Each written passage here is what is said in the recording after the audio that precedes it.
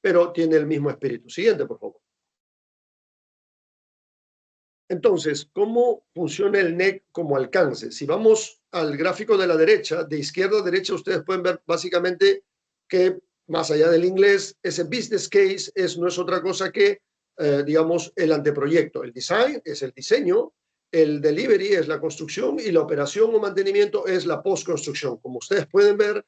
Y claro, de abajo hacia arriba está el nivel de complejidad. ¿Cuál es el contrato que más hemos usado los que estamos en la sala? Pues hemos usado mayoritariamente el SC, que es el contrato de diseño y construcción, el Engineering and Construction Contract, es decir, como lo está mostrando el cursor, la segunda fila y que abarca el diseño y construcción. Eso lo hemos usado desde Lima 2019. Sin embargo, por ejemplo, también ya estamos usando el contrato que está más arriba, el PSC, que puede abarcar los 4 stage de un proyecto, como puede abarcar simplemente 2, y por ejemplo los supervisores, es uno de los roles del contrato, después lo vamos a explicar, ya están siendo contratados con un PSC.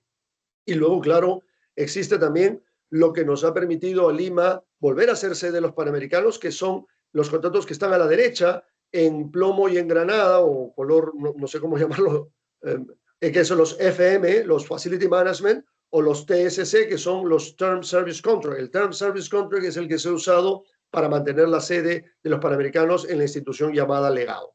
Siguiente, por favor.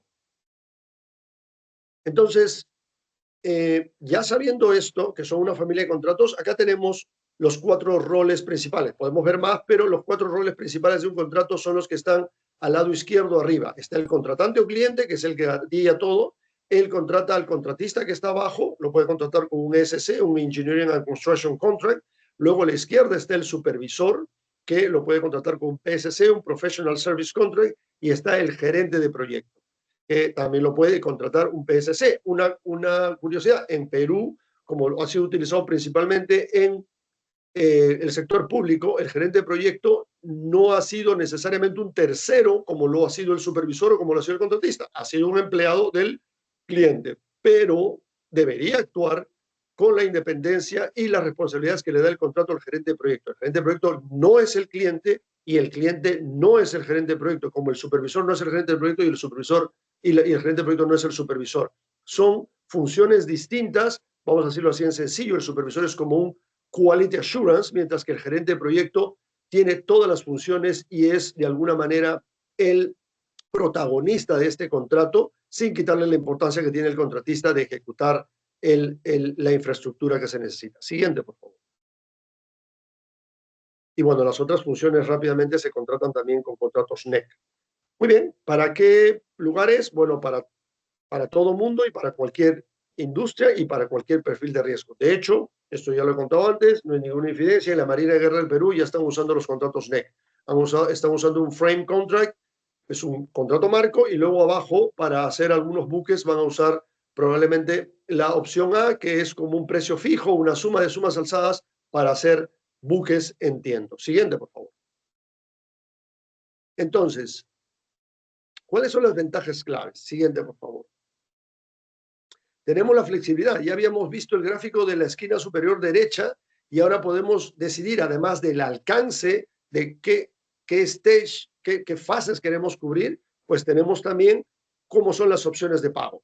Y acá después hablaremos con un poco más de detalle, pero estamos usando, por ejemplo, en Perú todas las opciones menos la opción D. De hecho, Álvaro, que está acá presente, está en una empresa que ha utilizado 5 de las 6 opciones hasta el momento y todas en Perú. La opción A, que es una suma de sumas alzadas, en realidad, que es un precio fijo. La opción B, que es de precios unitarios, creo que eso es más fácil entenderlo por todos, pero luego está la C y D, que son como la A y la B, solo que tienen un precio objetivo. Después vamos a ver los casos, por ejemplo, de Escuelas Bicentenario, en donde el contratista, después de lograr el diseño y el plazo establecido en una primera etapa con la opción A, va a la opción C para lograr ejecutar la obra, y si logra un ahorro, hay una diferencia entre el precio objetivo y lo que finalmente gastó el contratista, pues ese ahorro se comparte entre el cliente y el contratista, como también podría compartirse el dolor entre el cliente y el contratista si se pasa de los costos de ese precio objetivo. Luego está la opción E, que sirvió en Escuelas Bicentenario, el último programa que estamos asistiendo y asesorando para las infraestructuras de los colegios temporales mientras se hacían los las estructuras permanentes o los colegios permanentes. Y luego la opción F, que fue la que utilizamos en Lima 2019, que nos permitió en 1.8 años hacer inversión por $500 millones en infraestructura permanente, que hubiera sido imposible con la ley de contratación pública. A la izquierda abajo van a poder ver más o menos un gráfico que muestra quién asume el menor y el mayor riesgo dependiendo de si es una opción A o la E. Obviamente la E, que es un costo totalmente reembolsable, es más riesgo para el cliente, pero cuando decimos más riesgo es porque lo ha asumido el cliente ya que no tiene la información suficiente y necesaria, mientras que la A se supone que el cliente tiene información suficiente y necesaria que va a transmitir al contratista y por eso hay menor riesgo para el cliente, pero mayor riesgo al contratista y probablemente un mayor precio, un mayor fee. Siguiente, por favor. Entonces, dentro de estos temas de flexibilidad, hay que hablar de cuán adaptable es este contrato. Este contrato es estándar. Vamos a ver, de izquierda a derecha están las partes del contrato. En la izquierda podemos ver las cláusulas que están escritas, de la 1 a la 9 o de la 10 a la 90, como queramos, los que ya usan NEC me entenderán un poco más, pues esas cláusulas de ahí ya están escritas. Hagas un aeropuerto, una casa, un túnel trasandino, un tren. Luego vienen los datos del contrato, donde empieza a formarse la idea de cuál es el proyecto. Entonces tenemos la primera parte, que es lo que establece el cliente, y luego la segunda parte, que es lo que el proponente, el postor, va a colocar, porque además en estos contratos, por lo menos como nosotros los manejamos, el contrato va como parte de los términos de referencia, de tal manera que cuando ha ganado quien haya ganado, no nos ponemos a negociar recién las cláusulas del contrato. El contrato está escrito. Luego viene el alcance, en donde ya te enterarás si es un aeropuerto, si es un puerto, si es un tren, si es una casa, si es un buque. Y entonces, además, habrá los requisitos específicos para desarrollar los niveles de servicio, los estándares, el nivel que quieras en calidad, en fin, varios otros temas más que ya determinan. Y luego está la información del sitio, que va a depender del tipo de proyecto. Por ejemplo, en Perú estamos usándolos en la ARCC, que ahora es ANI, la Autoridad Nacional de Infraestructura, y esto es información del sitio, puede ser para una escuela o puede ser para un río y toda su cuenca. Siguiente, por favor. Y entonces el contrato luego se arma como un rompecabezas, como un Lego. Primero pones las cláusulas fundamentales que ya están escritas y eso te dice si va a ser un Engineering and Construction Contract, si va a ser desde lo preliminar hasta la operación y mantenimiento. Por ejemplo, un concesionario podría utilizar un contrato DBO, Dispute, Design, Building and Operation, que es el contrato que le permite a un concesionario contratar a un contratista que haga todo el trabajo y luego opere y mantenga. Y de acuerdo a eso vas a decidir si es un Engineering and Construction Contract, diseño y construcción. Luego vienen las cláusulas de opción. Tú vas eligiendo si vas a pagar como precio fijo, si vas a pagar como precios unitarios, si vas a pagar como precio objetivo, como les mostré en el anterior slide. Después vienen las cláusulas WXY, las X, las Y y las W, en este caso las X, son cláusulas que determinan si tú como cliente quieres que el riesgo inflacionario esté de tu lado o del lado del contratista. Si quieres, por ejemplo, eso es en la X1, en la X10, por ejemplo, si quieres que el contratista utilice un BIM o otro tipo de modelamiento, y el nivel de ese tipo de modelamiento ya se pone en el alcance. Pero ese tipo de riesgos, ese tipo de alcances ya están escritos en el contrato y son a menú, que son las cláusulas X. Y luego las WY, que son más para la legislación británica. En las W está el tema de las disputas. Luego están los datos del contrato, el alcance y la información de sitio, que ya mostré. Y luego vienen las famosas cláusulas Z, que cuando el cliente decide que algo de lo que ya está escrito, algo de lo que ya eligió, algo de lo que ya estableció, quisiera cambiarlo, sobre todo sobre las cláusulas fundamentales y las cláusulas de opción X, pues puede escribir una cláusula Z que modifique, amplíe o elimine la otra y ponga una nueva. La idea es que el cliente no abuse de las cláusulas Z para que el equilibrio del contrato, que ha sido probado, testeado y usado muchas veces por los organismos que las crearon, no se desequilibre y funcione como es adecuadamente. Siguiente, por favor. Muy bien, entonces hay simplicidad, es un lenguaje sencillo y claro, no hay referencias cruzadas. Siguiente, por favor.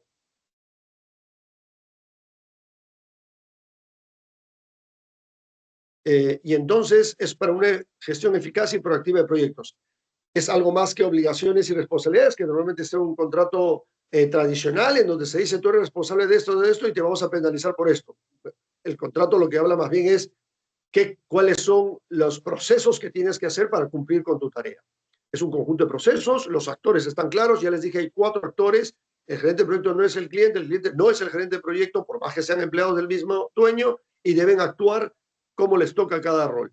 Hay una responsabilidad y acciones claras, hay una gestión proactiva y se sabe cómo actuar en diversas situaciones. En estos contratos no existe nos paramos porque alguien no me respondió.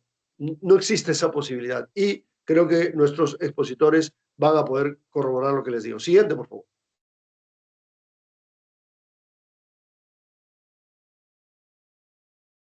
Y entonces, pues hay que hablar rápidamente de 2 elementos fundamentales de ese contrato, que son las alertas tempranas y los eventos compensables. Es la gestión de riesgos y la gestión de cambio. De hecho, las alertas tempranas son una de las joyas de la corona de este contrato, porque ya se había hablado hace años de esta posibilidad, pero este contrato es el primero que alerta esto y luego otros contratos estándar la han tomado. Ahora vamos a explicar un poco qué es. El cronograma es fundamental, el cronograma se actualiza cada mes y no existe la posibilidad de que un cliente te diga no me muevas la fecha a pesar de que sepamos tú y yo como contratista y yo como cliente que se debería mover la fecha. La fecha se puede mover, lo que no se va a mover es la fecha contractual a menos que haya un evento compensable que así lo permita. Pero sí tiene que el contratista saber y decir cuándo es que realmente va a acabar. Después definiremos con un evento compensable que ahora vamos a explicar si esa fecha contractualmente debió moverse o si al no moverse es responsabilidad en este caso del contratista.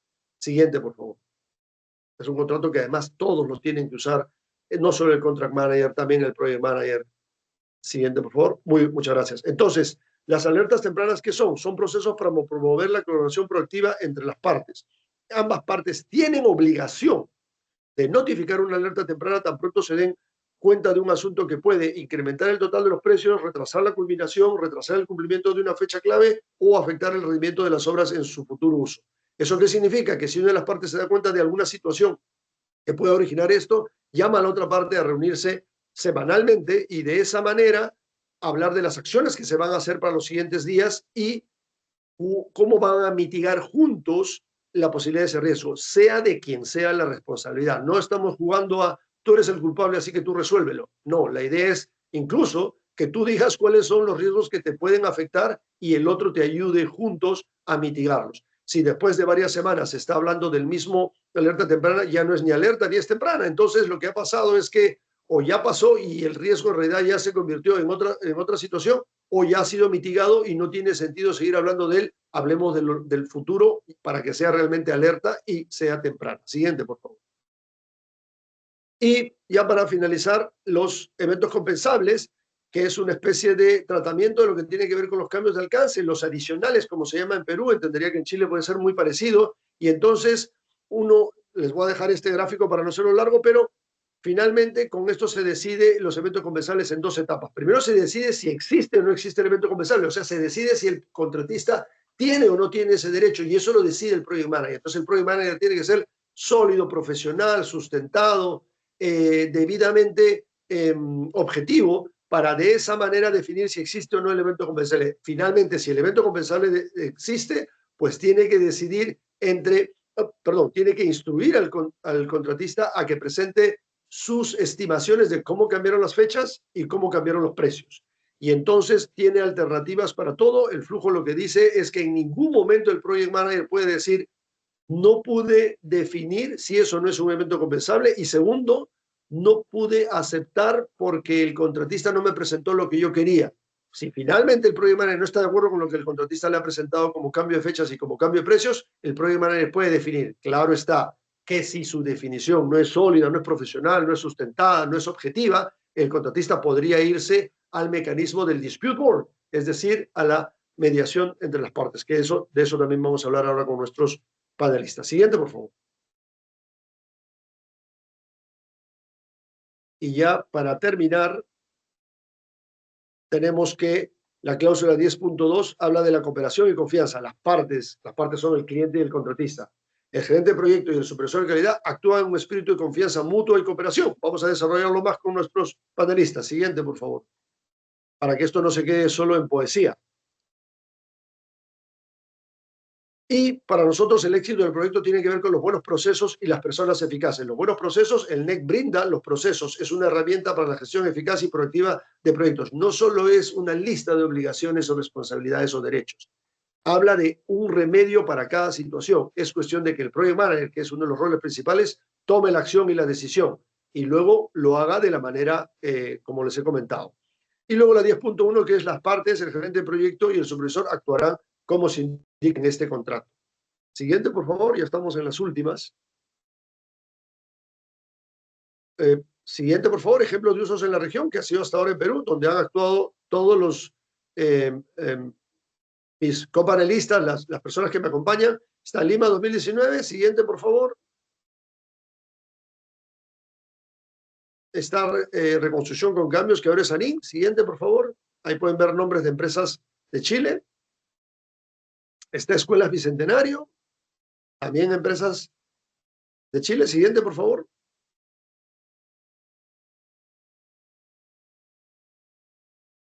Y la que sigue debería ser Legado. Siguiente, por favor. Sí, que se está usando un TSC de NEC 4. Siguiente, por favor.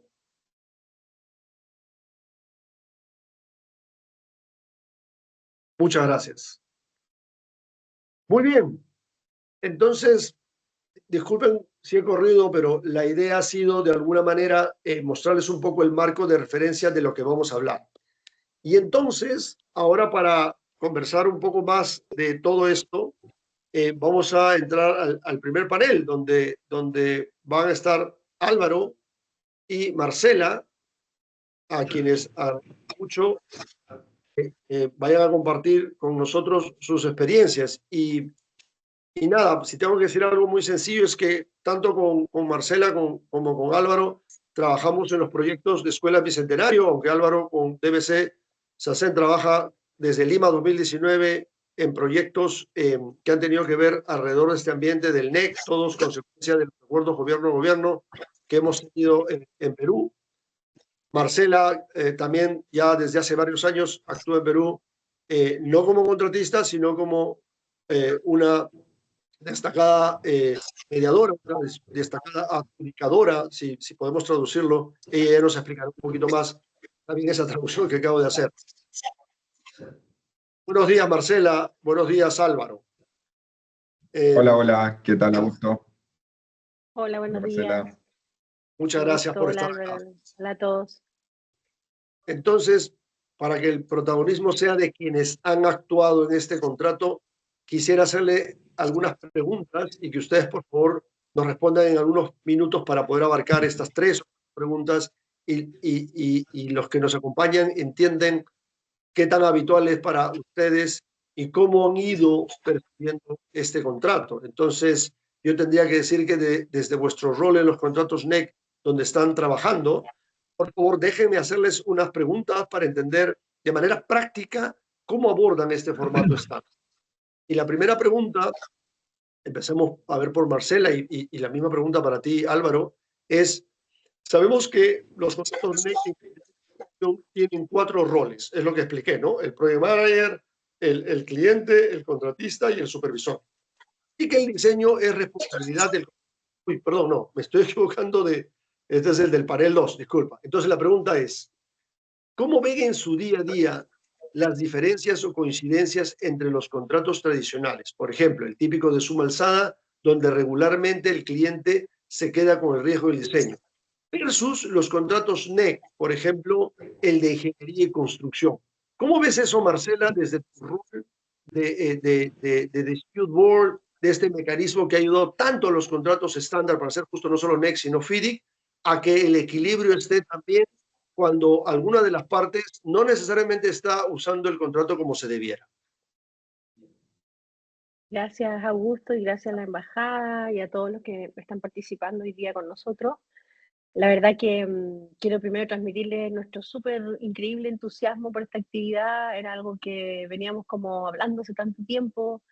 Para mí ha sido una sorpresa saber que hay chilenos que han usado estos contratos y lo han usado con éxito, más que actores como yo, que soy como un rol de neutral. A mí me encanta que hayan contratistas, subcontratistas, o sea, Wow, o sea, creo que eso que es como ir haciendo realidad, digamos, la posibilidad que nuestra industria empiece a ser un poquito más efectiva, productiva y flexible, ¿cierto? Más moderna también. Ahora, tu pregunta, Augusto, obvio que esa pregunta me la estás haciendo en mi rol, ¿cierto? Yo estoy aquí invitada como Dispute Board. Uno se desempeña en distintos roles a lo largo de su carrera, pero este es el que estoy hoy y el que me encanta. La verdad que como Dispute Board, yo estoy siendo y he sido miembro de Dispute Boards en contratos NEC, en contratos tradicionales transaccionales y en contratos transaccionales estandarizados como FIDIC. O sea, tengo y distintos además tipos de contratos FIDIC, amarillo, plata, rojo y NEC, NEC 3, NEC 4. Entonces, gracias a Dios tengo harta, digamos, harta experiencia concreta, ¿ya? Más allá de los estudios. Y quiero decirte que en realidad y decirles a todos que la experiencia de ser dispute board en el contexto de un contrato NEC es completamente distinta a la experiencia de ser dispute board en un contrato transaccional, ¿ya? Si vamos de menos a más, obvio que prefiero estar en un contrato internacional, estandarizado, colaborativo, contrato NEC, porque es el que más conozco, ¿sí? Si me voy hacia atrás, al revés, de más a menos, después elegiría estar en un contrato FIDIC, porque me encanta que tengamos el mismo lenguaje, que sean los mismos códigos, que sea una especie de matriz de riesgo, ¿cierto? En fin. Y al último elegiría un contrato no estandarizado, bespoke, como los que tenemos en Chile. ¿Por qué? Porque cuando tú te mueves del nivel 1 al nivel máximo, digamos, que en este caso serían los contratos NEC, en el nivel colaborativo, tú te encuentras con que hay un camino trazado. Entonces, para el Dispute Board, que ustedes saben que es un mecanismo que nace en el contrato, es hijo del contrato y no puede ir más allá del contrato, es estupendo poder tener hitos, momentos. Está todo dicho, pero más encima está dicho de manera fácil, está dicho de manera sucinta, en palabras de proyecto, no en palabras de abogados. Entonces, perdonen que sea tan como concreta y básica, pero quiero que llegue el mensaje. Uno está haciendo dispute board y uno dice, a ver, las reuniones con las partes, por ejemplo, la agenda está lista. Obvio que vamos a revisar la gestión de riesgo, porque es una herramienta establecida en el contrato y es una obligación. ¿Cómo va la gestión de riesgo que ustedes están llevando a cabo de manera conjunta? Y vamos a analizar eso. La segunda parte vamos a ver las alertas tempranas. ¿Cuántas hay? ¿Cómo van? Más encima, las alertas tempranas como herramienta no es como existirán alertas tempranas, sino que el contrato te dice qué hay que hacer con esas alertas. No es llegar y dejarlas en un Excel, hay que ir gestionando. Esos son los gérmenes eventuales de eventos compensados. Luego vamos a ir avanzando y nos vamos a ir encontrando con otras herramientas y vamos a llegar finalmente, eventualmente, a los eventos compensables, de los que vamos a hablar seguramente más tarde. Entonces, para el dispute board es un agrado, porque está todo dicho y solo tienes que, bueno, obviamente leer el contrato, saber de qué opción han elegido las partes, ¿cierto? Dependiendo del objetivo que tengan, y vas fluyendo de manera estructurada, pero flexible, ordenada, pero adaptable. El mejor de los mundos para poder llevar a cabo un proyecto de construcción hoy en día, el como es la realidad. Y para cerrar, diría también que me encanta el hecho de que los contratos NEC no atienden necesariamente a modalidad de pago o alcance como los típicos contratos, sino que más bien lo que hacen es decirte, ¿qué es lo que quieres lograr? Obvio que todo el mundo quiere que su proyecto termine en plazo y en costo, eso no es ni una novedad y obviamente que nadie lo va a discutir. Pero el contrato NEC te pregunta, dentro de esas posibilidades, ¿qué quieres para ti más importante, señor mandante? ¿Qué es lo que más te importa? Tienes que elegir. Y esa pregunta que el contrato NEC te hace, a través de sus opciones, obliga a ese mandante a reflexionar, cosa que no hace en un contrato bespoke, porque en un contrato bespoke lo que va a hacer ese mandante es simplemente cortar y pegar alguna cláusula que por ahí su abogado tiene en un cajón, que le ha dado resultado en su mente, digamos, legal, ¿cierto? Y la va a pegar porque esta es la última cláusula que encontró no sé dónde, o porque lo que así se estableció en fiscalía, no sé qué, no sé cuánto. O sea, no hay reflexión.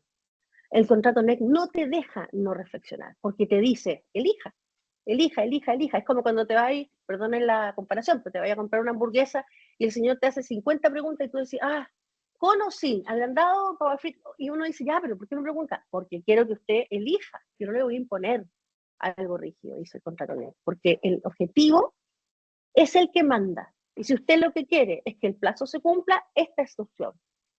Y si usted lo que quiere es que el precio sea la clave, bueno, esta es su opción. Haga conciencia de aquello. Y eso mismo se refleja luego en la oferta. Entonces creo que esa increíble variedad de herramientas, el que el camino está trazado y además el que te obliga a reflexionar y a elegir y a priorizar, a mí me parece notable. Lo he vivido y puedo dar fe como estudio de ello. Gracias, Augusto. Gracias, Marcela. Bueno, Álvaro, no voy a decir que tú vas a ser la estrella, pero siendo contratista y enfrentando este contrato tantas veces, de hecho tú tienes muchas anécdotas, estoy seguro que 3 minutos o 4 minutos no van a alcanzar para que nos cuentes todo, pero por favor, a la vena y sé tú mismo, no tienes que ser amable con este contrato, si no la gente va a creer que nos hemos puesto de acuerdo para hablar de este contrato. Bien, y ninguno de nosotros trabaja para la ICE ni para el NEC. Más allá de la broma, Oye, por favor, Álvaro, tus reflexiones a partir de esta pregunta. Gracias. sí, oye, nada, primero que todo, igual que Marcela, agradecer a todos los convocados, súper contento por toda la gente que está interesada en empezar a hablar de esto. Efectivamente, bueno, yo soy gerente general de Grupo Flesani de Vicente en Perú, chileno que ya lleva 5 años acá y me ha tocado vivir la experiencia de los contratos NEC y colaborativos, que es la idea de reflexionar acá. A ver, voy a complementar dos cosas que veo súper relevantes de lo que hemos conversado hasta ahora. Primero es que las modalidades de pago no son excluyentes, permiten combinar de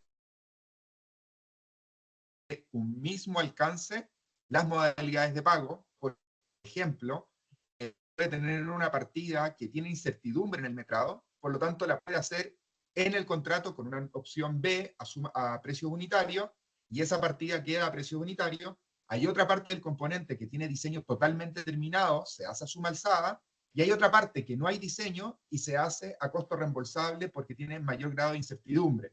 Y uno puede jugar con esa combinación porque no es blanco y negro, precisamente esa lógica de que es un Lego que te permite elegir la carta del menú.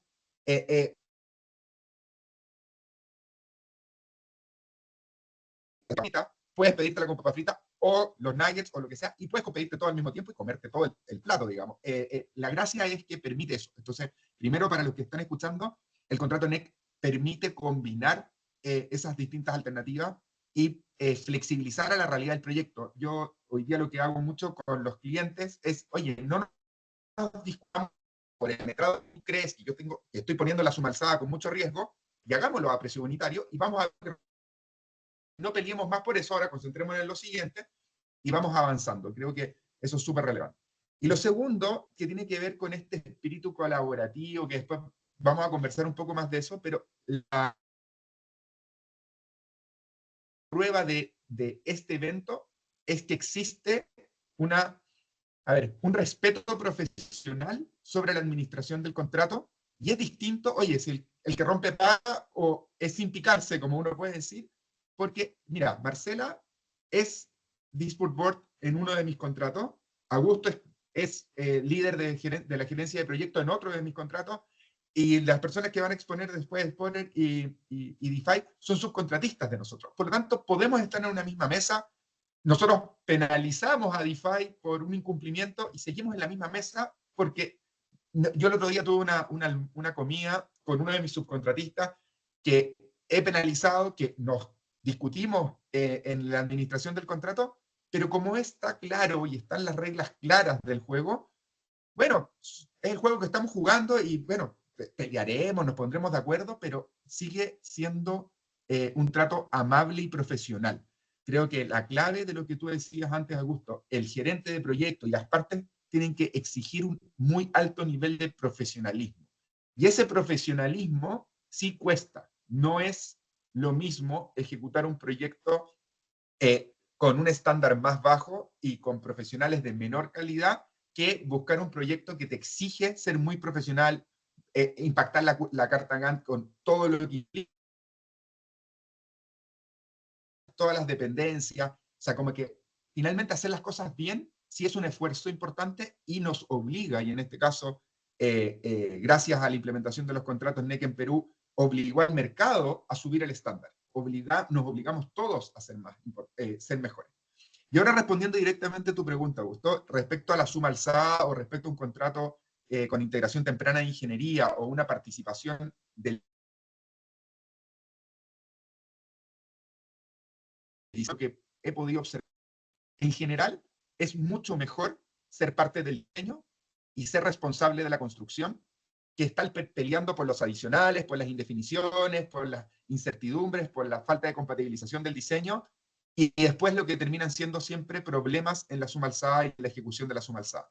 Entonces, más allá de el concepto de que la construcción se integre al diseño y la constructora participe y se haga propio el diseño, creo que es lo más importante, independiente del apellido del tipo de contrato que ocupes, sino que viene más relacionado con que la constructora se haga cargo de la responsabilidad del diseño. Obviamente que para eso tiene que explicar. Te llega al final el expediente y no pudiste opinar, posiblemente te vas a ganar muchos problemas después en la construcción. Y ahí eso yo creo que más allá de NEC, más allá de los contratos que se han ejecutado para el Estado peruano, hoy día el mercado en Perú entiende este concepto mucho más que hace 4 o 5 años atrás. Hoy día a nosotros nos invitan a reuniones de clientes oye, hagamos esta ingeniería previa de factibilidad de proyecto, hagamos preconstrucción, hagamos diseño, hagamos construcción. Antes un cliente llamaba cuando tenía el expediente terminado y armaba una licitación y me comparaba con el precio de la última línea. Hoy día me llaman cuando están comprando el terreno. Oye, evaluemos esto, hagamos esto, veamos si es factible, entramos mucho más en el CAPEX, en el análisis de riesgo, para una buena decisión final, no solamente de, oye, hice todo un proceso y después cuando me llega la suma alzada me doy cuenta que no puedo financiar el proyecto. Entonces, ahí creo que hay una diferencia sustancial respecto a una suma alzada tradicional, respecto a tener integración temprana en la ingeniería. Y con esto último, para pasar a la siguiente pregunta, algo que valoro muchísimo y creo que hace lo extraordinario de estándar de contrato, porque ahí de todos los que mostró Augusto, desde legado, o sea, desde Panamericano 2019, ANIN, PIP, legado y lo que viene, porque vienen más, ya llevamos 5 años con un ecosistema muy grande de este tipo de contratos. Por lo tanto, hoy día uno puede efectivamente ir a hacer una cuenca, o hacer un colegio, o hacer un hospital, o ir a licitar cualquier cosa, y sabes la cláusula porque está estandarizada. O sea, no tengo que ir a aprenderme lo que hizo un abogado, lo que hizo el de la otra empresa, que lo que hizo un cliente. No, porque finalmente si no tienes que ser experto en cada uno de tus clientes. Y tú, ahí como ahí la mala fama a lo mejor de algunos clientes y dicen, no, el tipo de contrato que ocupan en tal empresa son terribles. A cambio acá, todos los mismos. Y eso facilita mucho mover a los profesionales de una obra a otra y las personas saben que tienen que ir a esta cláusula dispone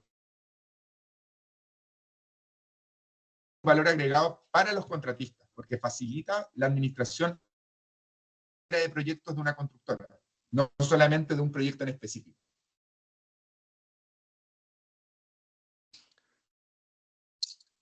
De acuerdo. Creo que se me fue la señal. ¿Me escuchan? A mí parece que se me escucha cortado también. Se te escucha, sí, se les escucha cortado, pero se les escucha. Perfecto, Yo lo escucho bien. perfecto. Nada, muchísimas gracias por esa primera respuesta.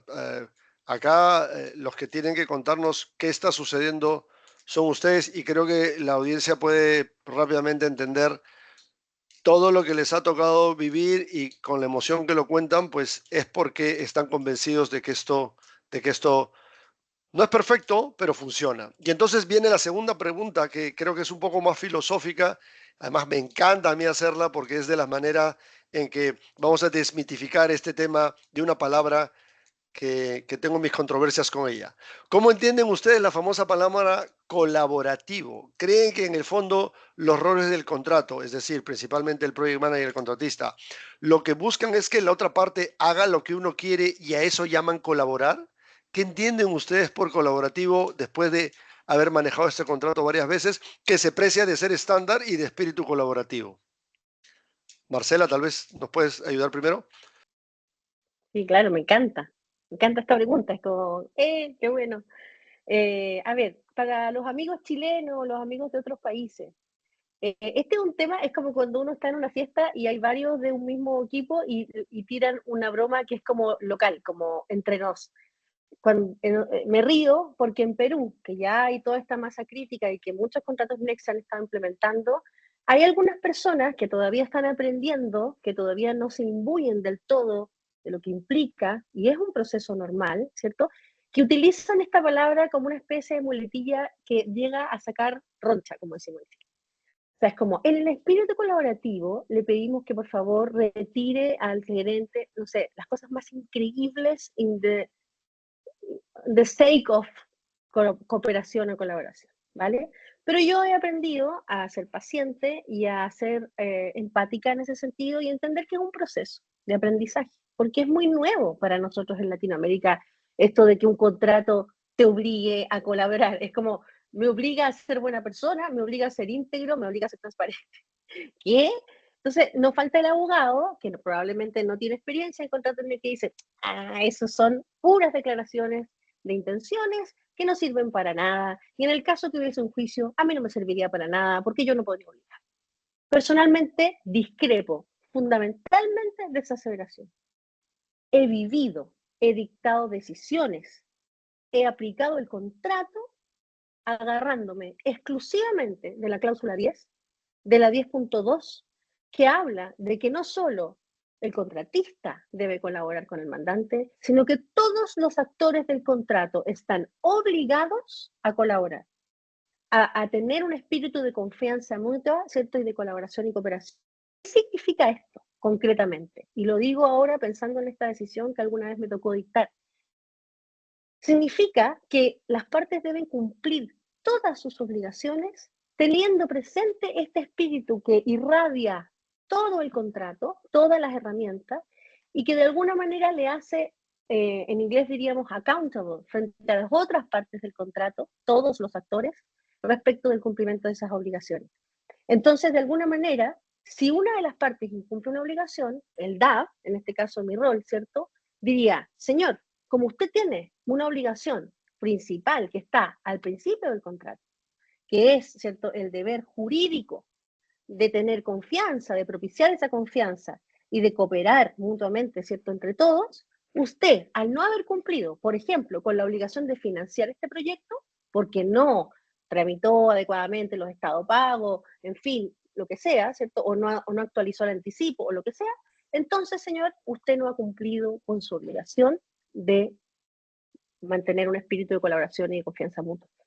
Esto también obliga a las partes, ¿cierto?, a coayudar a la otra parte al cumplimiento de sus obligaciones.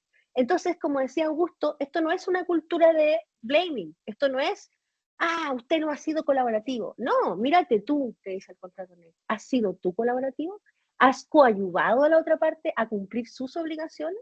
Porque no se olviden que en el contrato NEC tenemos que ir de la mano para la gestión de riesgos, para las alertas tempranas, para la gestión de cambios. Entonces hay momentos permanentes donde tenemos que ir de la mano, de la mano, de la mano. Esa es la obligación.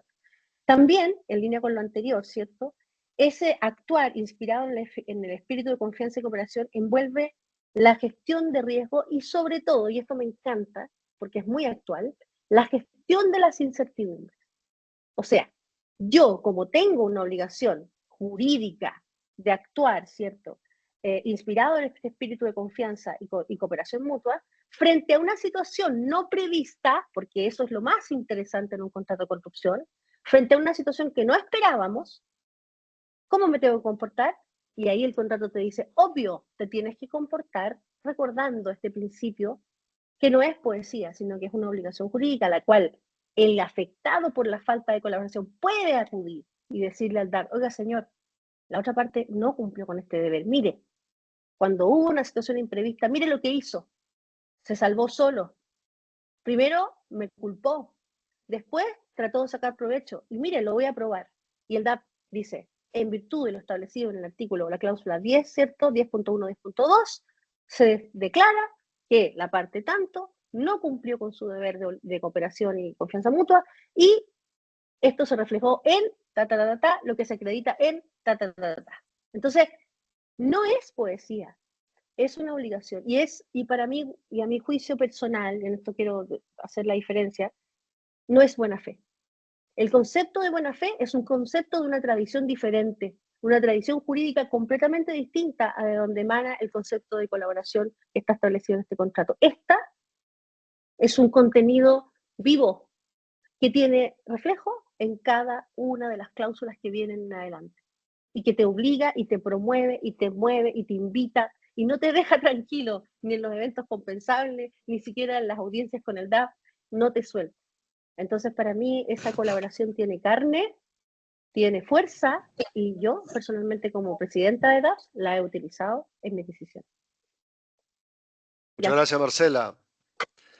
Álvaro, por favor, cuéntanos esa palabra colaborativo desde tu punto de vista de contratista, cuando el cliente, no el cliente, el project manager, porque ya sabemos que el cliente, por si acaso las funciones del cliente básicamente son entregar el terreno y pagar la cuenta. Es el project manager el que enfrentas en el día a día como representante del contratista, el project manager. ¿Cuántas veces te han dicho a la peruana, colabora, P, o colabora, po, algún día tal vez? Sí, ahí yo quería decir algo que como colaborar no es regalar, digamos. Que de repente en el espíritu, de repente la interpretación de lo que se quiere jalar la idea pasa a ser, oye, colabora, pero regálalo. Entonces, porque estás colaborando en solucionar el problema. Y eso es totalmente equivocado y un poco lo que apela Marcela es muy cierto.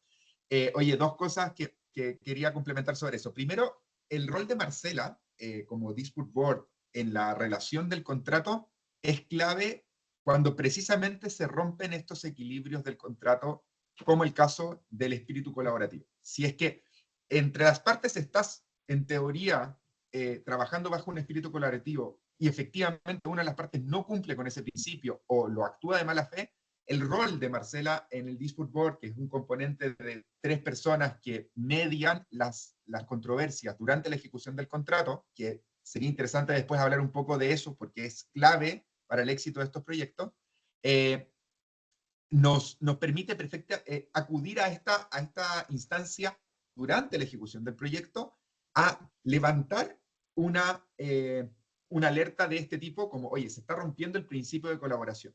Más allá de que el Dispute Board puede actuar para tomar decisiones vinculantes al contrato, también puede ayudar a guiar en corregir esa mala interpretación de la conducta. Es decir, no tengo por qué irme a una sumisión formal, que sería como una demanda arbitral o prearbitral, a discutir sobre algo porque no está siendo colaborativo o lo que sea, sino que bien, mira, ayúdame a interpretar esto mejor, da su opinión técnica y a la siguiente semana se debiese ver una actitud diferente de parte de una de las dos partes. Por lo tanto, uno puede ir corrigiendo en el camino. Es como también un psicólogo que te va guiando en la toma de decisiones o en el correcto uso del espíritu colaborativo y no que quede en como solamente buenas intenciones. Pero en la parte, digamos, negativa al respecto, en el Estado, y voy a hablar de la experiencia en el Estado peruano, porque no tengo la experiencia directamente en el Estado chileno, la colaboración se puede entender como acuerdos o finalmente o algún tipo de negociación extracontractual que puede llevar a una mala interpretación de la Contraloría. Entonces, es muy difícil para el funcionario público tener un contrato que te dice colabora, resuelve, toma decisiones, evita el conflicto, pero por otro lado, una Contraloría que lo obliga a tener todo extremadamente sustentado, escrito y perfecto, porque si no termina en un problema legal él, como persona, el gerente de proyectos, si es que en teoría benefició al contratista y, por dar un ejemplo, no penalizó 2 días, y esos 2 días equivalen a 500.000 soles, bueno, después le hacen un juicio por Contraloría que él tiene que pagar esos 500.000 soles porque malgastó el fondo digamos, del Estado peruano.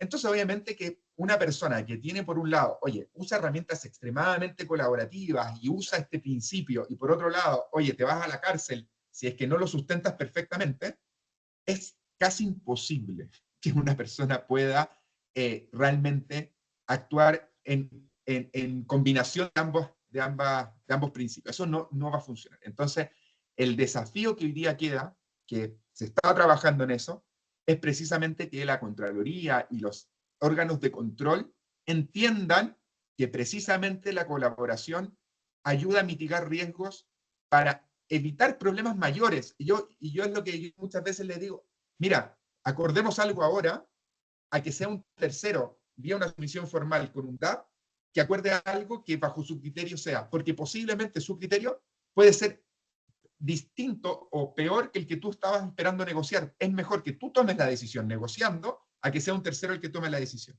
Pero para el funcionario público eso es muy complejo, porque si toma esa decisión durante la ejecución del proyecto, pueden pensar que nosotros nos arreglamos con él, se dio una coima, o porque pasó X cosa, y por eso el funcionario te está diciendo, acepto la negociación o acepto colaborar. Entonces dice, bueno, mejor que sea un dispute board de personas que son ajenas, que no tienen contrato con el Estado, que no son vinculantes, y que pueden tomar una decisión vinculante con el proyecto, y yo me salvo del problema. Entonces, para el gerente de proyecto, que en teoría es el que gobierna todo esto, se le hace mucho más fácil esperar a que sea un tercero el que tome las decisiones y no él mismo. Entonces, ahí yo creo que está el gran desafío, y si se quiere implementar esto en Chile o en Perú para que siga creciendo, hay que hacer un trabajo con la Contraloría y hay que hacer un trabajo también en el entendimiento de lo que significa llegar a acuerdos, que esos acuerdos, hay veces que un mal acuerdo es mejor que un buen juicio. Que eso no siempre en la lógica del Estado funciona así. Y muchas veces el Estado peruano termina perdiendo más en el tiempo que habiendo acordado algo mucho antes. Entonces eso yo creo que es parte de los grandes desafíos.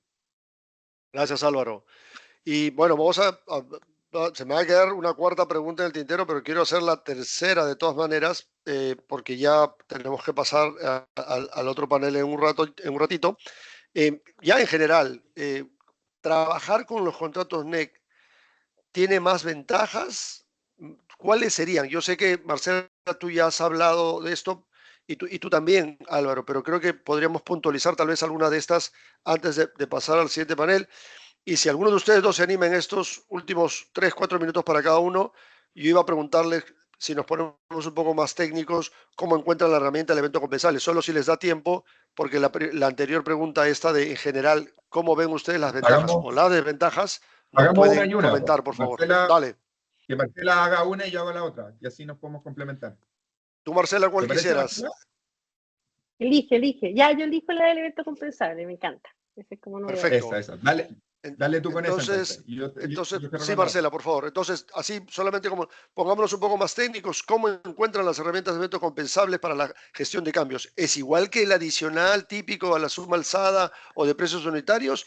¿Qué retos encuentran a la hora de aplicar este mecanismo para el manejo de los cambios? Marcela, yo me imagino que al Dispute Board el tema más recurrente es el del evento compensable. Sí, a ver, yo veo así bien rapidito porque tenemos poco tiempo. Veo dos diferencias así bien gruesas, ¿ya? La primera es que tú no llegas a un evento compensable de la nada.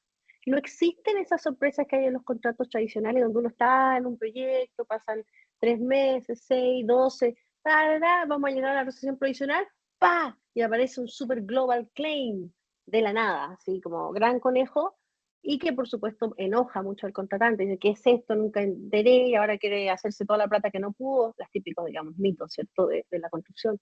Eso no puede pasar en un contrato NEC.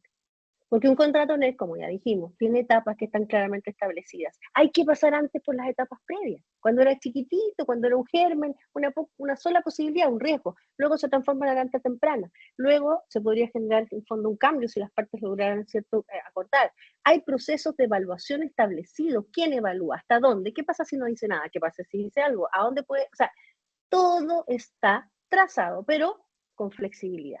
Entonces, lo primero que me gusta de la figura de la cláusula 60, ¿cierto?, de los eventos compensables, es que no llegas allá de la nada.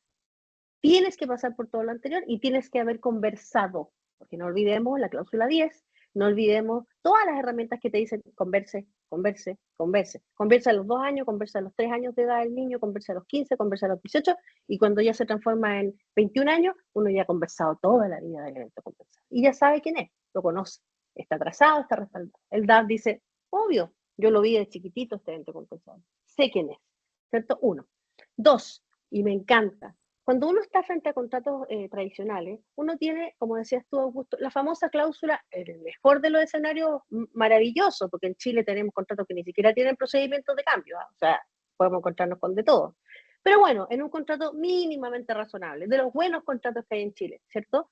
Y en otros países que no usan contratos NEC, uno va a encontrar la gran o las grandes cláusulas de gestión de cambio. Y ahí tenemos las obras adicionales, las obras extraordinarias, ¿cierto? Cada una con su regulación. Y si es un contrato muy brillante, nos va a decir qué hay que hacer, no solo con el costo directo de los cambios, sino que además con los gastos generales, con la utilidad, en fin, nos va a llevar de la mano más o menos. Pero al final siempre va a decir, bueno, y si no le gusta, el contratante decide y mientras tanto tiene que ejecutar. Y si no le gusta, mala suerte, porque para eso la pelota es mía y la chuteo como quiero, ¿cierto? Un clásico. En el contrato NEC, la cláusula 60 que habla de los eventos compensables no es una bolsa de datos. Es un intento importante desde gente que sabe de proyectos de ir uno a uno. Si pasa esto, si pasa lo otro, si pasa aquí, si pasa allá. Son los típicas causales de reclamo que todos conocemos en la industria, pero que han sido intentadas poner ahí para que uno la encuentre. Entonces, cambio de decisión por parte del gerente de proyecto. Aquí está. Y cada una de esas causales tiene un tratamiento. Porque no es lo mismo. No es lo mismo un cambio que se te ocurrió a ti como gerente de proyecto que algo que ocurrió y que no estaba en las manos de ninguno de los dos. No es lo mismo algo que es de responsabilidad. Entonces, de alguna manera le da un trato diferenciado a cada una de esas situaciones. Y como nadie puede imaginar la realidad, y menos en estos tiempos tan inciertos en que uno ya no sabe lo que va a pasar en 5 horas más, porque así estamos, también tiene algunas salidas que son un poquito más amplias y que te permiten decir, bueno, y si no encontraste ninguna en el listado bien grande que hay, siempre tienes esta, que te permite y que obviamente tiene un tratamiento distinto. Entonces me encanta, porque de nuevo te toma de la mano y te dice cómo hacer, qué hacer, y cada parte sabe, y no se puede arrancar con los carros, imposible esconder la información, imposible salir con un conejo, porque el contrato desde chiquitito te ha dicho cómo tienes que hacer. Esas dos cosas diría yo por ahora. Y por supuesto, Álvaro, si quieres complementar o corregir, encantado. No, Dale, Álvaro. está buenísimo. Y de hecho, esas cláusulas, que son 21, creo, las razones de eventos compensables, son las mismas en todos los contratos. Entonces también es súper fácil, porque sabes, o sea, te pasa una decisión en cualquiera de tus contratos NEC y sabes que tiene que ir al mismo tipo de cláusula, se administra de la misma manera, tiene las mismas reglas. Entonces, eso facilita mucho, por lo menos en mi rol de gerente general, de poder pensar bajo una sola forma, porque finalmente da lo mismo el tipo de proyecto que me pase el mismo tipo de problemas, sé más o menos el paso a paso que tengo que hacer y eso mentalmente facilita un poco la vida. Oye, respecto, Augusto, a tu pregunta de las virtudes, mira, yo tengo una opinión respecto a la realidad del mercado actual a nivel de inversión. Los CAPEX no dan hoy día. La realidad es que está muy difícil el negocio en todas partes. Las empresas que deciden invertir tienen problemas con los CAPEX. Los costos de construcción han aumentado muchísimo. Post pandemia, sin duda ha marcado un precedente respecto al aumento del costo de construcción. Y han quebrado muchas empresas constructoras en Chile, han quebrado muchas empresas constructoras en Perú, en el mundo, y es una realidad del mercado y una realidad del ecosistema. Por lo tanto, qué virtud, y la más importante que de cara al futuro, yo veo en los contratos colaborativos, NEC, con integración temprana de ingeniería, con administraciones de riesgo, etcétera, es que puedes gestionar de mejor manera esa inversión. Y puedes eventualmente tomar decisiones mucho más tempranos respecto a, oye, voy a estudiar primero el proyecto, voy a hacer la ingeniería del proyecto, le voy a poner precio al proyecto, voy a hacer vinculante ese precio y luego voy a ejecutar el proyecto y no me voy a lanzar a la piscina con cosas que después no voy a poder gestionar. Y eso creo que voy a apagar la cámara porque algunos me dicen que se corta un poco. Creo que eso vale demasiado. Creo que para hacer grandes proyectos de infraestructura o grandes inversiones de parte de los privados en minería, en inmobiliarias o en lo que sea, tener proyectos con integración temprana de ingeniería, con una participación de la constructora en la toma de decisiones del proceso de ingeniería, de gestionar el precio en forma vinculante, etcétera, te va a hacer que puedas tener un proyecto mucho más exitoso en el largo plazo. Y ahí, para mí es lo que, por eso he abogado tanto por este webinar, por la idea de reunirnos, por hacer estas instancias, porque creo que no solo para la contratación pública, no solo para obras de infraestructura, también para los privados, el uso de contratos más justos, mejor equilibrados, va a hacer que la industria pueda sobrevivir. Porque si seguimos bajo la lógica de la zanahoria y el garrote, y es más garrote que zanahoria, en un momento nos vamos a quedar sin constructoras, nos vamos a quedar sin capacidad de ejecutar infraestructura y nos vamos a dedicar todos a la inteligencia artificial o a otra cosa, pero no vamos a poder construir nunca más. Entonces, y eso, ojo, no es algo tan futurología, porque si tú miras hoy día la cantidad de empresas constructoras que quedan en Perú, la cantidad de empresas constructoras que quedan en Chile, son muy pocas. Y eso hace que el mercado sea complejo y cada vez más complejo.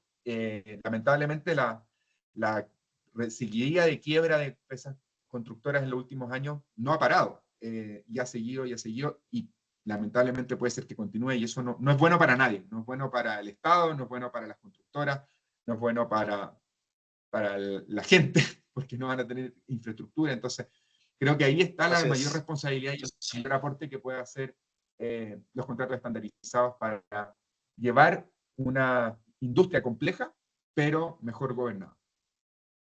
De acuerdo. Pues nada, muchísimas gracias, Marcela, Álvaro. Quisiéramos tener más minutos para seguir conversando de estos temas. Yo creo que ustedes dos han vivido de primera mano desde sus roles, y creo que todos se han podido dar cuenta que son roles claramente establecidos. No hay un juego distinto. Cuando las interpretaciones empiezan a ser subjetivas, no permiten el manejo de este contrato. Creo que la gente ha podido escuchar en ustedes cuán claro tienen cómo se manejan los procedimientos y los jugadores dentro de este contrato, y conectado con este contrato como es el tema de los dispute board. Muchísimas gracias, y ahora vamos a continuar con nuestros siguientes panelistas, porque, como bien estuvimos comentando, tenemos también otros jugadores dentro de lo que es el contrato. Entonces, no hay otra manera de hacer esto si no es con la colaboración de más roles en el contrato. Y ahora vamos a tener a Rodrigo Pérez y a Felipe Fuentes. En mi pantalla no te veo, Felipe, no sé si estás tú por ahí, pero Rodrigo ya lo veo.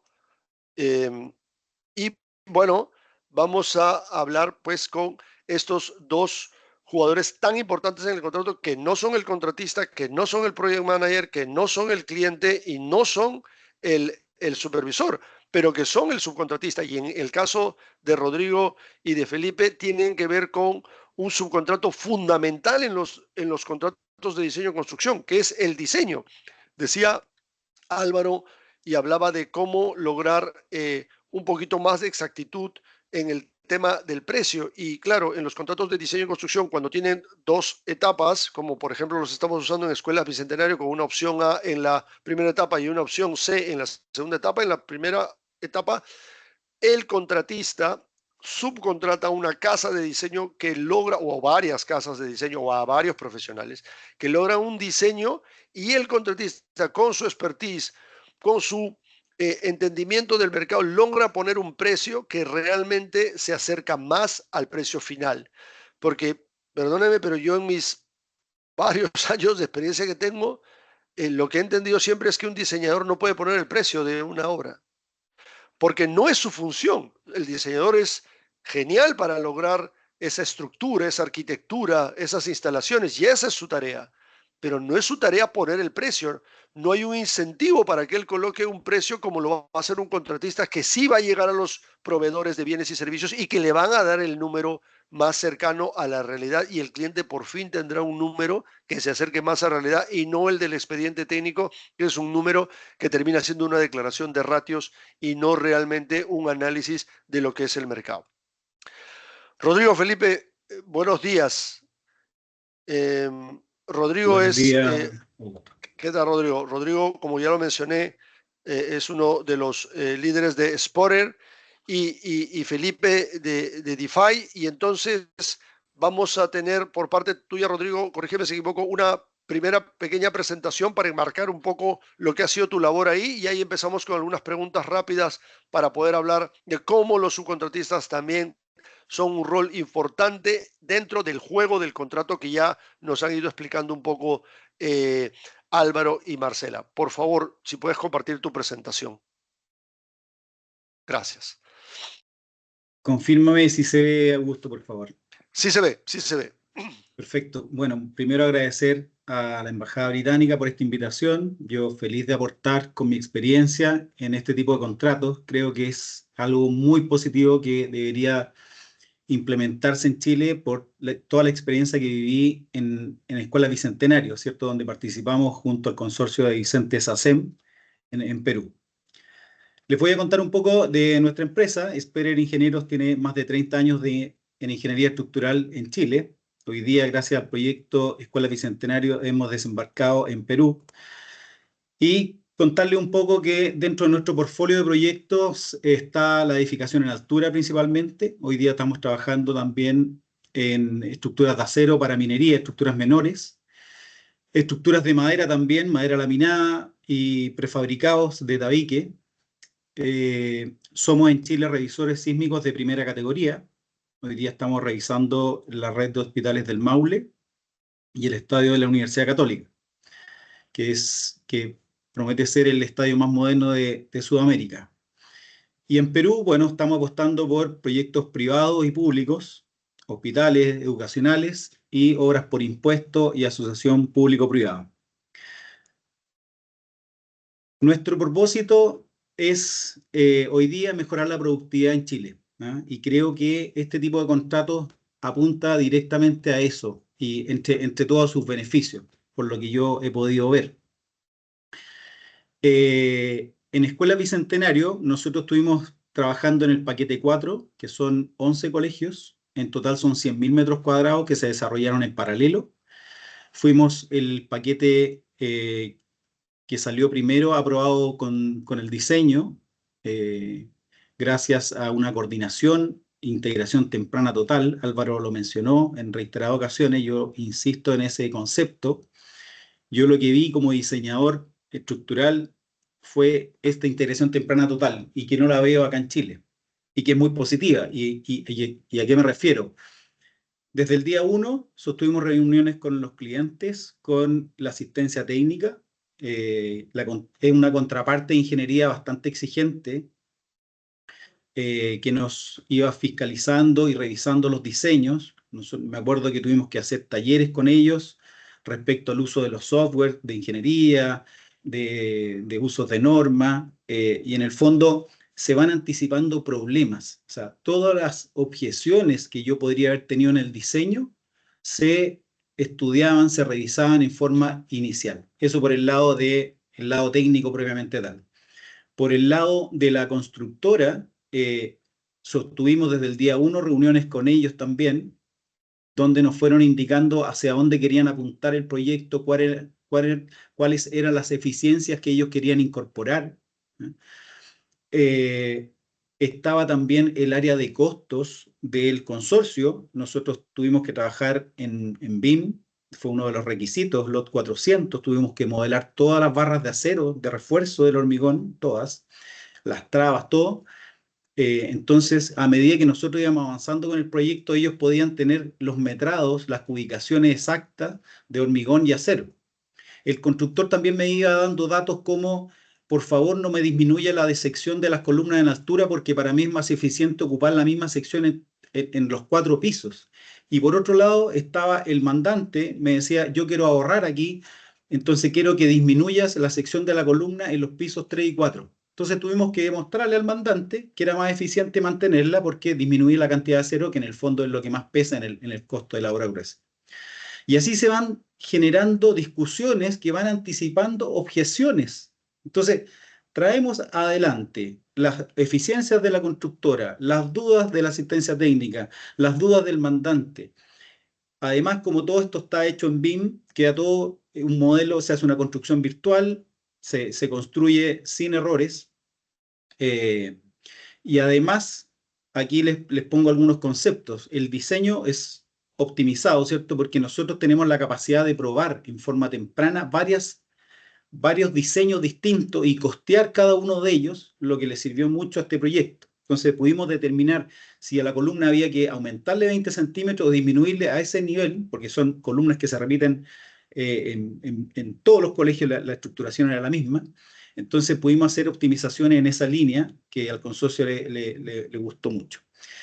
¿Por qué hablo de innovación? Porque al haber un contrato detrás que compensa los riesgos, la constructora se atreve a innovar. ¿Ah? Aquí en Chile, ¿qué pasa? ¿Por qué no se innova? Porque hay un tema de riesgo, no quiere asumir el riesgo la constructora. Productividad, lo menciono porque vi rendimientos que en Chile no se ven, rendimientos de sobre 3.200 metros cuadrados mensuales.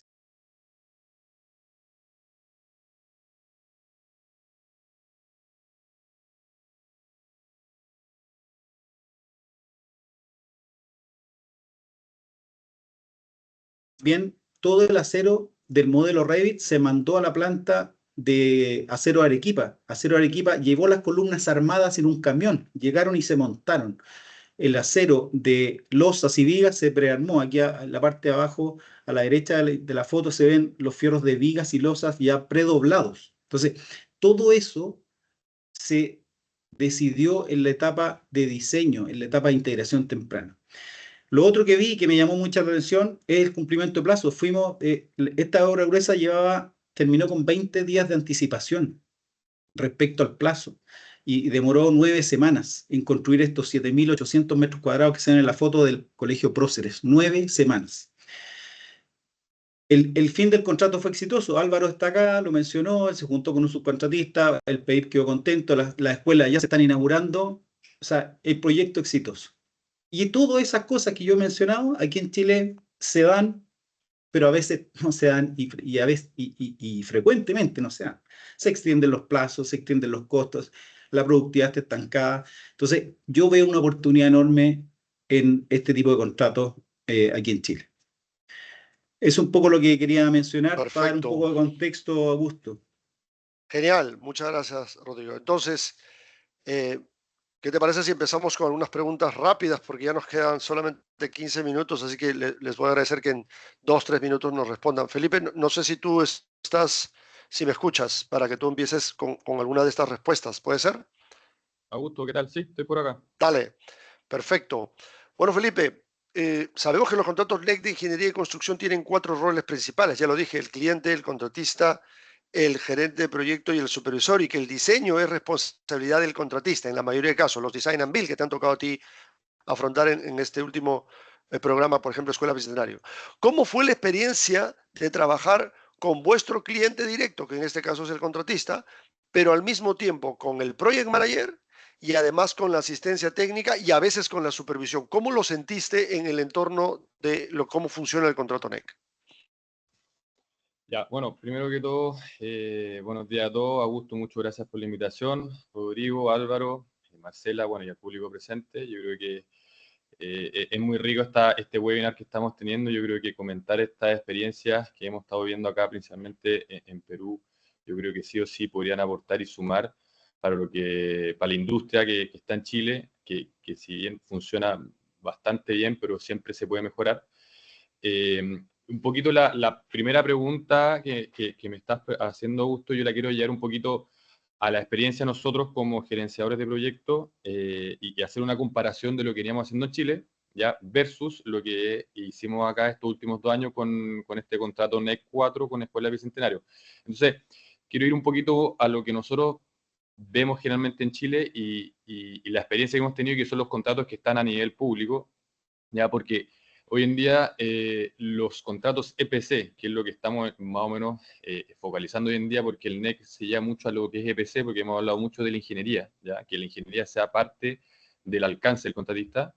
En Chile nosotros hemos tenido tipos grandes contratos que hemos estado trabajando, ¿ya? Que uno es el 108 clásico del MOB, y el otro son los contratos del IND que salieron el año antepasado, de cara, un poquito antes, de cara a lo que son los Juegos Panamericanos que fueron en Santiago el año pasado, el 2023.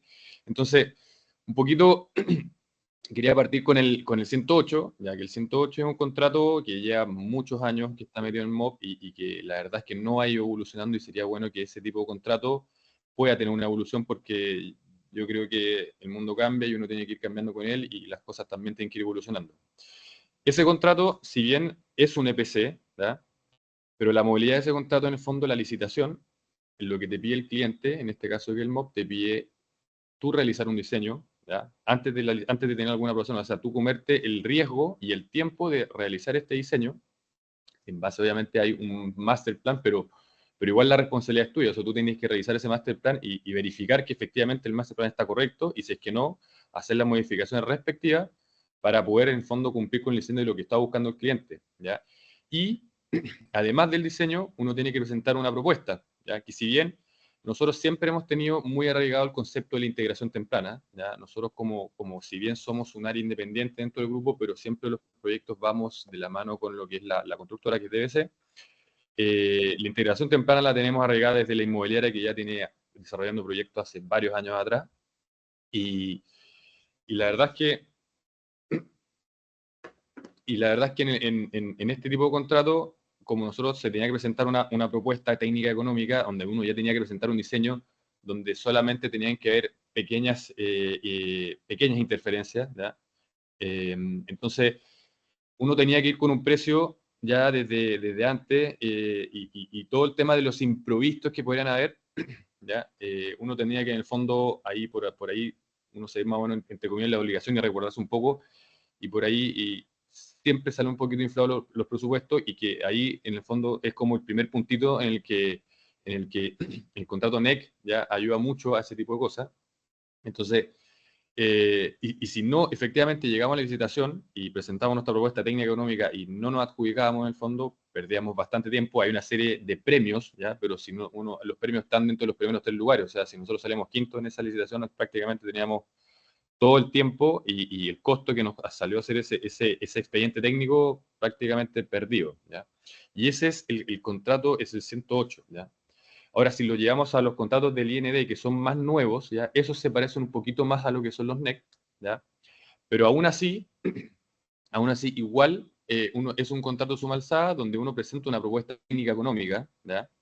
En el que uno tiene que dar un número. Y ahí, en el fondo, y ahí, en ese sentido también, tampoco es bueno, porque como no hay un diseño previo, en el fondo uno presenta, hay un master plan donde uno tiene unos primeros ratios, ¿ya? Y uno con esos ratios uno tiene que decir, ya, ok, yo voy con mi propuesta, y si nos adjudicamos, yo tengo que, dentro de mi propuesta, tengo que estar cubierto por todos lados, porque si no, acá no tengo cómo salir, y hay un suma alzada, y todo lo que pueda salir me lo tengo que yo comer solo, ¿vale? Entonces, si bien durante el diseño de ese tipo de contrato, uno está acompañado, ¿ya? Y ahí sí entra la figura del project manager, ¿ya? Y la integración entre el cliente directo, que vendría, en este caso, el IND, y en el fondo, el contratista, que vendría siendo ese, y nosotros como subcontratistas, pero en el fondo, que siempre estamos de la mano con lo que es la constructora. Ahí el diseño, en el fondo, sí lo pudimos ir haciendo, ¿ya? Con una integración siempre temprana, en el fondo, pero ahí pudimos ir sacando ratios a medida que íbamos avanzando, y siempre tratando de acercarnos al número que nosotros ya teníamos preestablecido. Si nos damos la mitad, nos damos cuenta que el número no estaba bien, nos íbamos a meter en un problema, ¿ya? Entonces, por eso, ahí también tiene una pequeña falencia ese tipo de contrato, y si bien se hablaba como un contrato colaborativo también, en Chile era muy básico, ¿ya? Y no estaba muy bien ordenado, ¿ya? A diferencia de lo que es el contrato NEC. ¿Ya? Entonces, ahora, si nos pasamos a lo que es el contrato NEC 100%, en el caso de lo que vimos acá en Escuela Bicentenario, igual se separó entre la etapa 1 y la etapa 2, y en que la etapa 1 fue netamente el diseño, donde ahí, en el fondo, también se buscaba el producto objetivo. Yo no quiero llevarlo como el presupuesto, sino el producto, ¿no? Buscar un equilibrio entre buscar un buen producto, que vendría siendo la escuela, dentro del CAPEX que está buscando el cliente, ¿ya?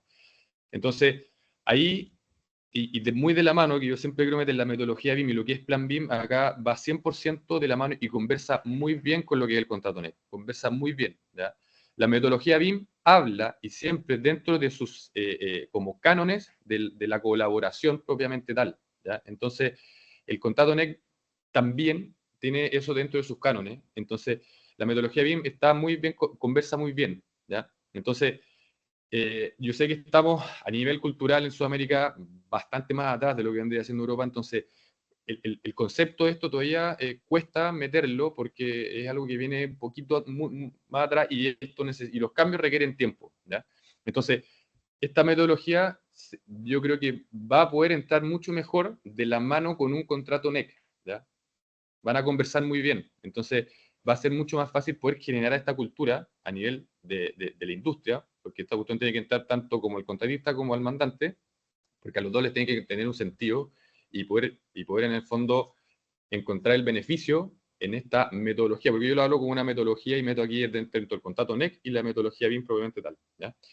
Entonces, contestando un poco tu pregunta, comparándolo con las experiencias vividas en Chile y lo vivido acá, o sea, el tener que trabajar con el project manager, con el cliente y con la supervisión directamente, eso genera obviamente una colaboración también pura y dura, y tenerlo previamente, ¿ya? Previamente, cosa que de acá sacamos un diseño y estamos todos de acuerdo, ok, que es lo más importante hoy en día, que dentro de esta industria se trata de decir muchas veces, o sea, y el contrato NEC, y es parte de lo que se tiene que crear dentro de la cultura, el tiempo que se requiere para diseñar, ¿ya? Y para estar todos de acuerdo con lo que queremos hacer como producto final, y el que esté como producto y en costo, es importantísimo. Si esto De acuerdo. lo tratamos de hacer rápido, oye, saquémoslo rápido, porque en verdad, porque la gente tiene muy metida en la cabeza la obra, porque está bien, ahí está el mayor presupuesto, pero si en el fondo no le damos la importancia para tener algo totalmente cerrado, concreto y bien definido entre ambas partes, siempre van a haber problemas a la obra, ¿ya? Entonces, el concepto es ese, ¿ya? Y Sí. el contrato NEC te lo trata de abrir mucho más a que vayamos por ese camino de que, oye, démosle la importancia real a lo que le requiere la ingeniería y sobre todo los plazos, ¿ya? Aquí De yo acuerdo. sé que hay flujos y proyecciones, pero en el fondo la importancia de darle a la ingeniería, ¿ya? La efectividad y la eficiencia para poder desarrollar un buen proyecto y que nos vayamos por el tubo en el fondo y no tengamos problemas. Van a haber materias grises siempre. Y por Sí. ahí un poco más yo creo que vamos a ahondar en otras preguntas con lo que son el tema de las alertas tempranas y un poquito más de los eventos compensables. Pero eso principalmente. De acuerdo. Muchísimas gracias, Felipe. Mira, ahora ya nos quedan unos 5 minutos, así que les voy a hacer una pregunta a cada uno para que nos respondan así Ok, lo más rápido que puedas. En tu caso, Rodrigo, teniendo el rol de subcontratista, ¿encuentran barreras para diseñar con este tipo de contrato? ¿Quién te aprueba o acepta el diseño? ¿Quién determina que se ha cumplido con el alcance? ¿Qué nos podrías decir así rápidamente, por favor, en dos minutos y Sí. medio? Mira, quería comentar algo respecto a la pregunta anterior. Alto había dicho ya en mi presentación de la integración temprana y todo, pero Felipe ha dado en el clavo en un punto muy importante. No hay recurso mejor invertido que en ingeniería. Preparar un proyecto, tomarse el tiempo en base a un contrato que modera los riesgos, por lo tanto hace que colaboren. En Chile muchas veces el constructor ve ineficiencia en el proyecto, la esconde para después cobrarla. Entonces, gastémonos el tiempo en madurar, en hacer integración temprana, madurar un proyecto, hacer integración temprana. Es clave y gastarse plata en una buena ingeniería. Respecto a tu pregunta, mira, las barreras que yo veo para la entrada de estos contratos es simplemente la poca o la dificultad que tenemos para cambiar la forma de hacer las cosas acá. Tenemos una inercia muy, muy grande. Hoy día ya te está hablando mucho de industrialización en Chile, de mejorar la productividad. Yo creo que ya todos los actores relevantes tienen claro que tenemos que apuntar hacia allá y estamos viendo cómo avanzamos en esa línea. Pero todavía queda el tema de los riesgos. Entonces, creo que el principal problema, la barrera que yo veo es arriesgarse con este tipo de contratos, ¿ya? Personalmente no tuve problemas con el contrato, hay cobros adicionales, eventos compensables se dieron y fluyeron. O sea, yo mandé una carta honorario, me acuerdo que hubo un cambio de normativa por hurto de las pendientes de las rampas. Rápidamente me dijeron, ¿cuánto más te demoras? ¿Cuánto más te va a costar? Mandé la carta, se aprobó y seguimos avanzando. Entonces, ese tipo de cosas me sorprendió lo rápido que se resolvió. Y respecto a tu pregunta de quién me recibe a mí, claro, primero me recibe el contratista, en este caso el consorcio, quien revisa y luego posteriormente el cliente final y su asistencia. Entonces, siempre va agua arriba en eso. Y el tema del alcance va en la misma línea, o sea, ahí está el contratista y la asistencia y el cliente final. Se avanza bastante rápido con eso. De acuerdo. No nos olvidemos que en estos contratos es diseño y construcción. Entonces, el alcance no es el diseño. El alcance dice, necesito la escuela de 25.000 metros cuadrados, de 5 pisos, con la reglamentación y normativa peruana, con los marcos de referencia de ONU para la educación, los mejores prácticas británicas y así un marco de referencia. Si el contratista con su casa de diseño cumple con todas esas listas de requerimientos y cumple además con todos esos marcos de referencia, habrá cumplido con el diseño y no habría razón para que el project manager no lo acepte. Entonces, eso es importante tenerlo en cuenta. Felipe, la última pregunta. Según vuestra experiencia, ¿qué aspectos contractuales del NEC podrían mejorar el desarrollo de los proyectos de infraestructura y construcción en Chile? Yo sé que algunos ya los has mencionado, Rodrigo, pero tal vez podrías hacer un pequeño resumen para ir cerrando este panel. Están muteados, Felipe. Estoy silenciado. Ya, mira, voy a tratar de ser conciso para no quitar tanto tiempo. La verdad, mira, no quiero ser camiseteado con el contrato, ¿ya? Voy a ser súper sincero. No veo restricciones y no veo problemas en el contrato. Al contrario, lo encuentro súper bueno. ¿Cuál es el problema? Que no viene del contrato, sino viene un poquito de la cultura, ¿ya? Nosotros tenemos muy arraigado el contrato de suma alzada, ¿ya? Muy arraigado. Y el concepto del contrato de suma alzada es siempre estar a la defensiva. Tanto el cliente como el contratista. Siempre a la defensiva, oye, yo me tengo que cuidar, tú tienes que cuidar. Entonces, ¿qué es lo que pasa? Está tan arraigado que entra este contrato y tenemos el sistema de la alerta temprana, ¿ya? ¿Qué es lo que pasa? Que el concepto de la alerta temprana, la gente, yo me he dado cuenta acá, en la experiencia que tengo acá, que en el fondo se lo toman como un carteo de un contrato de suma alzada. Como, oye, me están carteando porque me quieren o penalizar o cobrar adicionales, ¿ya? Entonces, resumiendo un poco, es el concepto, ¿ya? Es un poco cómo uno se planta con este tipo de contrato y en el fondo, el tipo de contrato, en el fondo, lo más importante es el producto final y acá estamos trabajando por el producto y no porque yo me quiero hacer millonario y no porque quiero que me hacer un proyecto que me cueste ni un peso, ¿ya? Entonces, eso es lo más importante. Entonces, es sacarse esa idea de la cabeza. Yo creo que nosotros tenemos todo muy claro que queremos tener buenos negocios, estamos 100%, todos queremos ganar billetes, estamos claros, pero siendo súper honestos y correctos, por algo uno tiene también un cobro ahí en tu presupuesto, tienes unas utilidades que hay que cobrar, ¿ya? Y de ahí se supone que debería ser tu ganancia dentro del proyecto, ¿ya? No tienes por qué estar pensando todo el rato que uno va a marginar dentro de las partidas y las partidas unitarias. Entonces, por ahí, viendo un poco eso, el concepto de la alerta temprana es un concepto que simplemente, oye, estoy echando ojo con esto, el problema puede ser para los dos, ¿ya? Puede ser para los dos, porque el producto, en verdad, yo lo quiero sacar en tiempo porque quiero terminar y tú como cliente querías operar lo antes posible esto también, tenés tu flujo interno. Entonces, el concepto y la culturización del sentido del contrato, yo creo que es lo más importante que uno tiene que enfocarse, porque el contrato es súper simple y es claro, ¿ya? El tema somos nosotros. Eso sería como mi mayor como problema que podría haber en el fondo. Es como tratar de entrar con el sentido del contrato realmente. Eso yo creo. Bueno, Augusto, yo para responder esa pregunta anoté algunos puntos que te los quiero compartir. Voy a compartir pantalla nuevamente. Bueno, sin querer hablar tan duro de Chile, pero como comenté antes, mi propósito es mejorar la productividad. Creo que hay que mover el piso la industria. Y son términos que todos sabemos. Hay poca innovación porque se le traspasa el riesgo a la constructora. El mandante le dice, ocupa esta metodología industrializada, por ejemplo, un prefabricado, y con eso va a disminuir tus costos y tus plazos en tanto porcentaje. De esa disminución de costo, te pido que me des la mitad. Entonces el constructor se ve ante un nuevo forma de construir, ante una nueva forma de construir.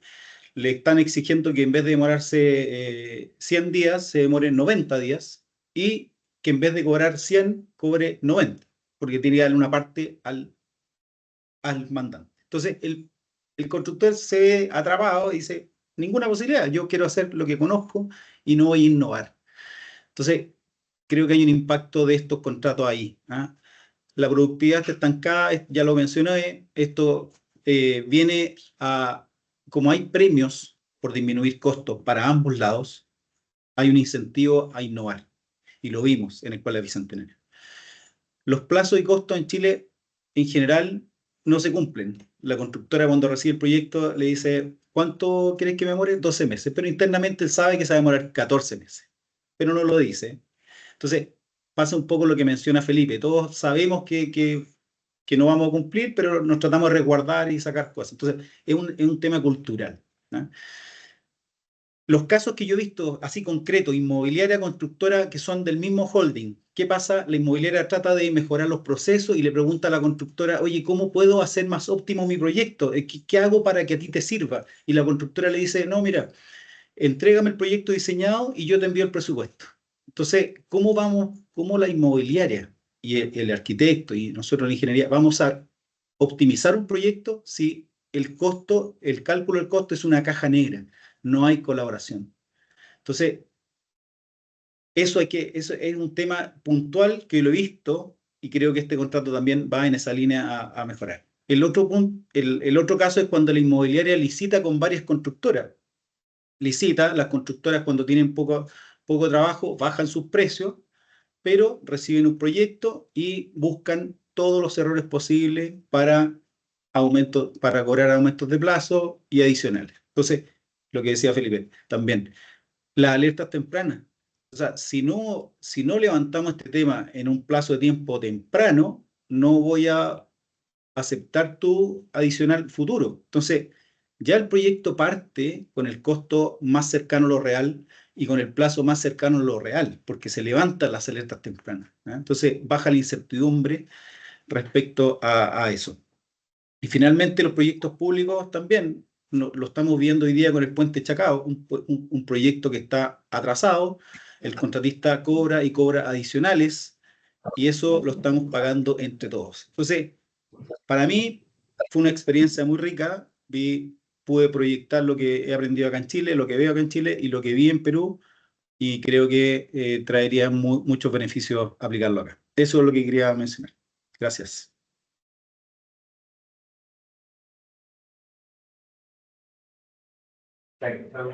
Bueno, justo tuvo un problema de conexión Augusto, pero queríamos agradecerles mucho, obviamente a Augusto, a Álvaro, a Marcela, a Rodrigo, a Felipe, a los expositores en general, y obviamente a toda la gente que pudo participar de la actividad. Si es que tienen más preguntas, las pueden dejar en el chat, pueden, si no, también comentar en una encuesta que les vamos a estar enviando a todos. También les podemos compartir las presentaciones y la grabación del evento. Y bueno, cualquier cosa también les vamos a dejar los contactos de los expositores del día de hoy. Así que eso, muchas gracias a todos y les vamos a estar compartiendo ahí cualquier información y quedamos atentos también a sus dudas. Le agradecemos la participación y eso, no sé si alguien más tiene alguna palabra final. Nada, agradecer a todos. Que estén muy bien. También, muchas gracias. Gracias, gracias. gracias a la embajada también. Felicitaciones a todos, Gracias. súper interesante. Muchas gracias. Chao, chao. Muchas Chao, gracias a Augusto. todos. Pude reconectarme. Solo Alcanzaste. quería decir algo final, si me permiten, en menos de un minuto. He sido el único peruano en esta disertación, en esta reunión. Eso por un lado me da orgullo y por otro lado me llama a una reflexión. Todos los que ustedes han escuchado han visto que manejan el contrato y les interesa el contrato y al menos reconocen que está bueno. Pero todos ellos lo practican fuera de Chile. Se me vienen a la cabeza nombres como Pedro Gil, que lo practica en Perú desde el 2017. Acá en Perú ya tiene una empresa, es chileno. Se me ocurre Miguel Montenegro, que está en Inglaterra, que lo he visto en el último evento anual de NEC. Se me ocurren varias personas más que han sido parte de la asistencia técnica, como yo, de las empresas británicas. Ya he ido a Chile más de una vez, he conversado con todos ustedes allá, he tenido esa suerte. La pregunta es, si ya lo estamos usando acá y lo están usando vuestros compatriotas, ¿por qué todavía no se usa en Chile? Esa era la pregunta que quería dejarles. Ojalá que tengamos una segunda oportunidad. Creo que hay mucho por hablar. Hay más personas en cada uno de estos roles que están practicando y están trabajando y que me han dicho que les gustaría también compartir sus experiencias. Ojalá se pueda. Muchísimas gracias a la Embajada Británica. Milton, muchas gracias a todos ustedes. Muy amables. Gracias, Augusto. Gracias a todos. Gracias, Muy Alberto. chao. Gracias. Adiós.